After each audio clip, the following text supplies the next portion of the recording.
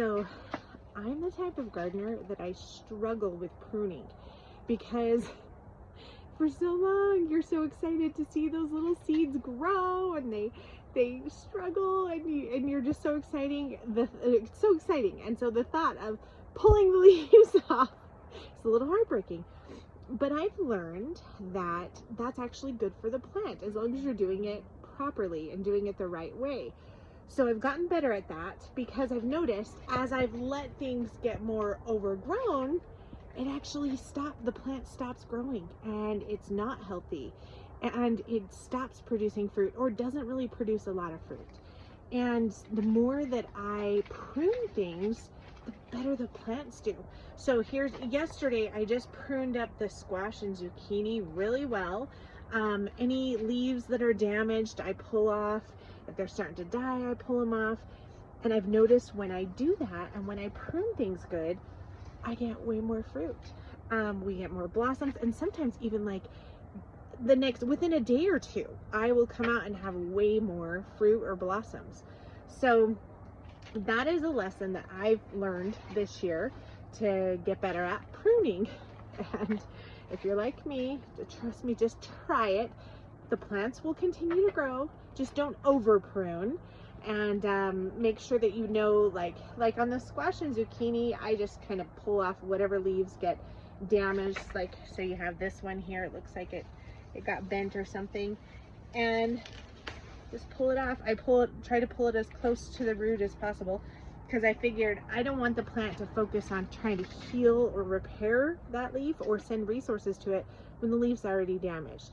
I'd rather it focus on making new leaves and new fruit and new flowers and all that. That's the goal, right? So we'll just do it a favor, and it's not like amputating. It will grow back. It'll grow more, so it'll be okay. It's pruning time in the greenhouse. So we've been getting things going. I have been struggling with the greenhouse. I feel like it's about a month behind because it took me, this is our first year having a greenhouse, and it took me a while to kind of figure out what was going to work. But we've got it, and now things are doing really good. And what I've been doing the last week or so is pruning the tomatoes. Another thing, if you want a lot of tomatoes, you have to prune them. And so I'm going to show you what a friend showed me, and it's working. The more I prune them, the tomatoes, they're growing more and more blossoms, and we're getting more and more. So what you want to do is, on your tomato plant, you have your typical tomato plant like this, and you're going to have your blossoms right here, blossoms which are going to turn into tomatoes, right? So see how there's a little offshoot right here. These leaves have no blossoms and they won't grow any blossoms. So you just want to pluck that off, and we're going to prune off those.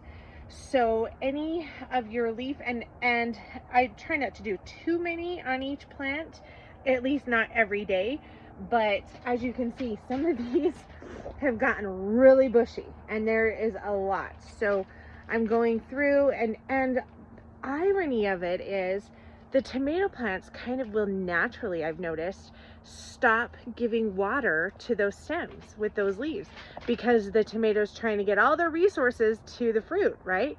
So you'll notice on some of those little branches, the leaves are starting to shrivel. Even if all the other leaves are just fine, the leaves on those branches are starting to shrivel because the plant's diverting resources. So as you take those branches off, it will allow the plant to have more resources for the tomatoes and for blossoming and flowering, and it's working. It's been fantastic. So there's another tip on more tomatoes in your garden. Right, here is a prime example. So this plant is pretty healthy, but you see how these leaves are curled? This whole little branch here is one that will never grow tomatoes. So the plant has already stopped diverting resources to that. Here's another one right here. It's curled up. Now, whoops, I got some blossoms on that one. Didn't mean to grab the blossoms. That's what happens when you do it one-handed sometimes. But you can tell even sometimes just by looking at your plant which branches need to be pruned. There's another one. So not too bad. I can see one over here that's curly. We'll take that one off. So sometimes you just pay attention and look at the leaves, and the tomato plant will tell you which ones to get rid of. I also pull off any like this if they've been eaten. If it has tomatoes by it or anything, then I just will pull off that little stem, just the part that's damaged.